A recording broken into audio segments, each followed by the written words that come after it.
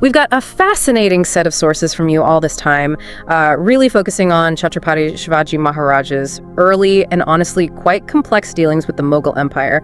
We're going to focus on that initial period, mid-17th century.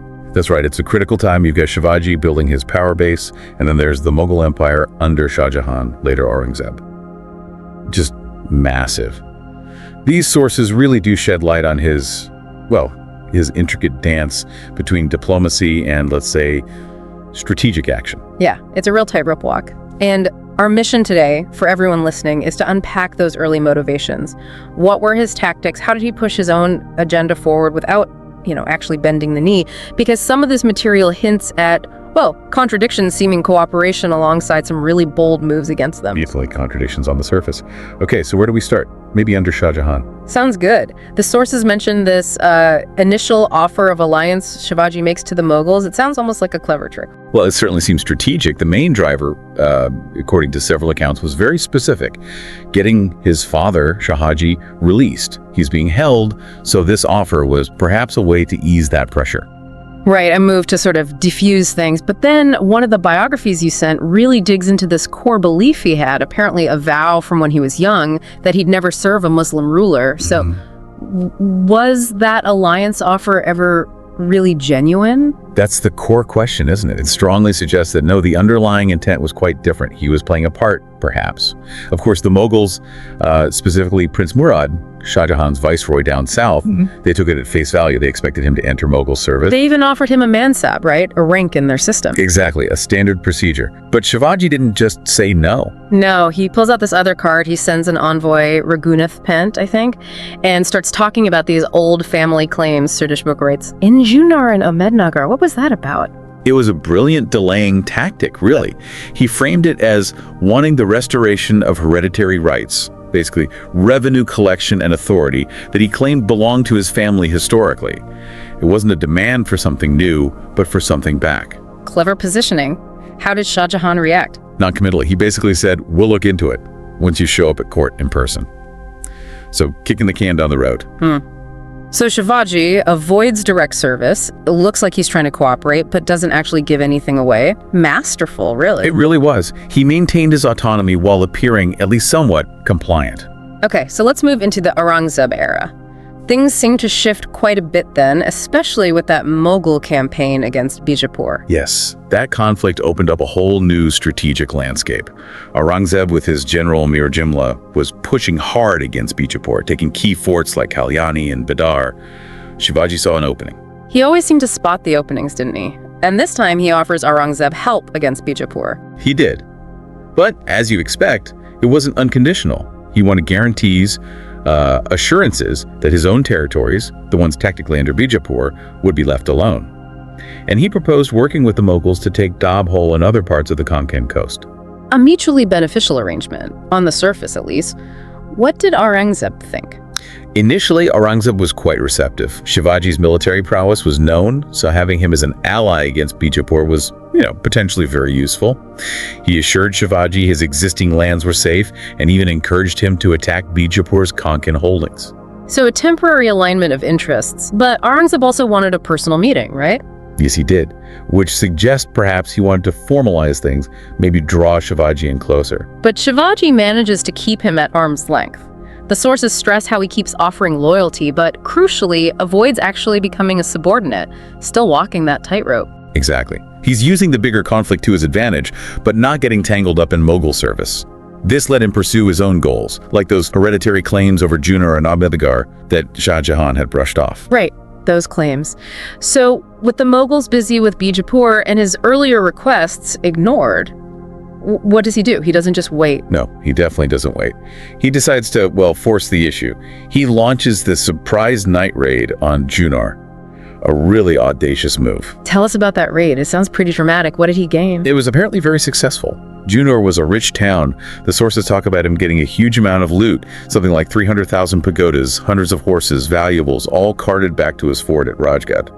It really signals a shift, doesn't it, from careful diplomacy to direct action. Absolutely. And he didn't stop there, did he? There was Ahmednagar too. That's right. He made a dash for Ahmednagar as well. Maybe not quite as successful in terms of sacking the whole place, but he still caused chaos and managed to seize about 700 horses and some elephants. Even facing the city's defenders, it shows his confidence was growing. And all those horses. That must have been significant for his military plans. Hugely significant. That influx of horses, along with the wealth, allowed him to seriously build up his cavalry. You see mentions of experienced leaders like Mankoji Dahatande, who'd served his father, and then Netaji Palkar taking charge. Good horses and good leaders attracted more Maratha gentry, the Shilidars, to join his forces. His army was getting stronger. But the situation keeps changing, doesn't it? The Mughals start winning more decisively against Bijapur. Doesn't that suddenly make Shivaji look like the next target? Precisely.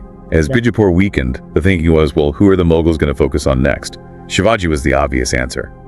Recognizing this danger, he shifted gears again. How so? Back to diplomacy. Yes, back to a more conciliatory approach towards Aurangzeb. It's quite the reversal after hitting Junar and Ahmednagar. So he basically says, sorry, offers submission after raiding Mughal towns. That sounds opportunistic, maybe? You could call it pragmatic. Yeah. He sent his envoy, Raghunath Pant Korde, again to the Mughal camp.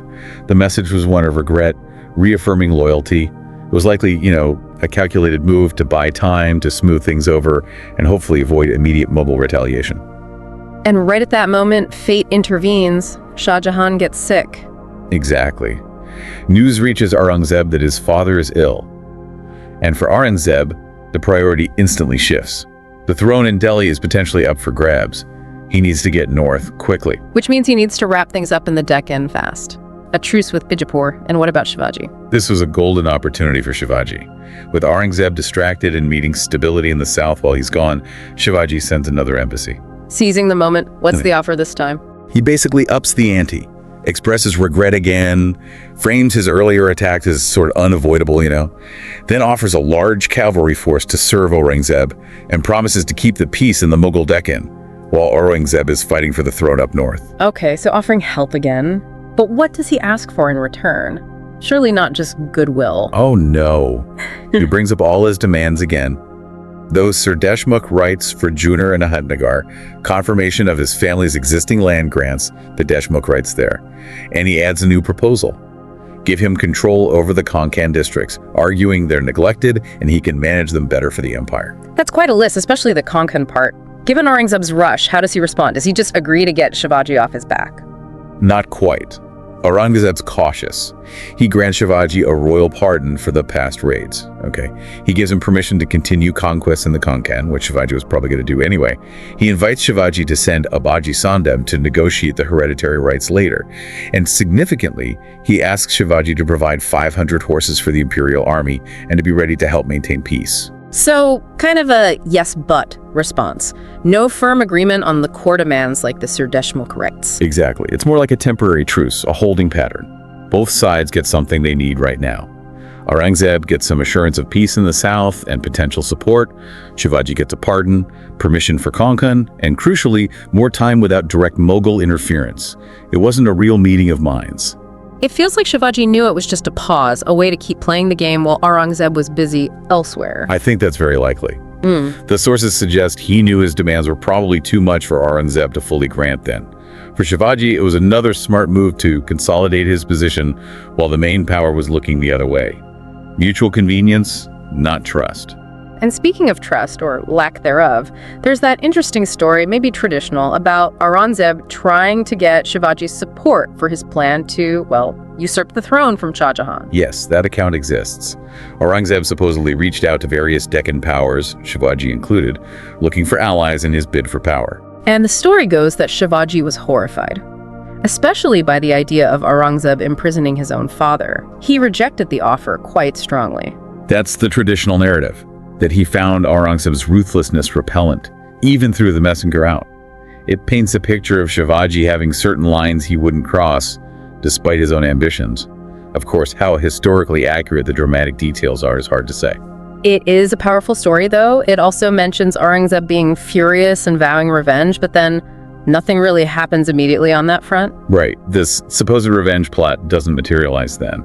And what's really paradoxical, or maybe just reveals Aurangzeb's sheer pragmatism, is what happens later. after Shivaji deals with Afzal Khan of Bijapur. Aurangzeb congratulates him. Exactly. Congratulates him, offers him Bijapur forts, offers him tax-free lands, basically encouraging him to keep hammering away at Bijapur. So it's clear Aurangzeb's strategy was just to use Shivaji, weaken Bijapur using this rising Maratha power, and then presumably deal with Shivaji himself later.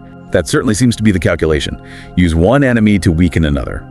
It highlights Aurangzeb's political maneuvering, but also perhaps a fundamental underestimation of who he was dealing with. It really does feel like Aurangzeb saw Shivaji as a regional troublemaker, a useful pawn for a time, but didn't grasp the true scale of his ambition or the potential of the Maratha movement he was building. The ultimate irony, considering Shivaji and the Marathas would become, well, perhaps his biggest, most draining challenge later on. Absolutely. A colossal misjudgment in hindsight. He thought he could manage Shivaji, use him, and discard him. He never really saw the independent power Shivaji was forging until it was far too late. So, wrapping this up for our listeners, what we've seen in this deep dive is Shivaji's early interaction with the Mughals as this incredible display of strategic ambiguity. He used diplomacy, offers of service, almost like camouflage. A shield. Yeah. A shield, exactly.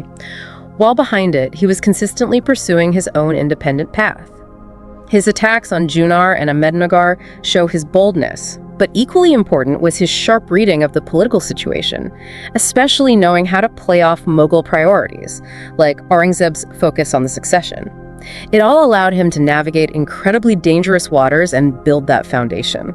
Definitely. It wasn't just about reacting, it was about proactively shaping events, exploiting weaknesses, using offers of loyalty strategically, and always keeping that goal of Swaraj, of self-rule, in mind, even if implicitly at this early stage. He never truly submitted. Which brings us back to our mission. Hopefully this discussion gives everyone a clearer picture of just how complex and calculated those early years were. It wasn't simple rebellion, it was a sophisticated mix of diplomacy, defiance, and opportunism. And maybe a final thought to leave everyone with. Think about how these initial encounters dealing with Mughal power, their tactics, Aurangzeb's calculated moves, maybe even his ruthlessness. How might all that have shaped Shivaji's own later strategies? His vision for what an independent Maratha state should be, how it should operate. What does this early dance tell us about the challenges of building something new right under the nose of a giant empire? Something to ponder. I hope you like this chapter. We need volunteers and sponsors to create content with even better quality and with more variety. If you wish to join this initiative as a volunteer or sponsor, please click the links given in description below. To help us reach more viewers, please like, comment, share, and subscribe to Biography Central. Thank you for your time. It means a lot. Namaste.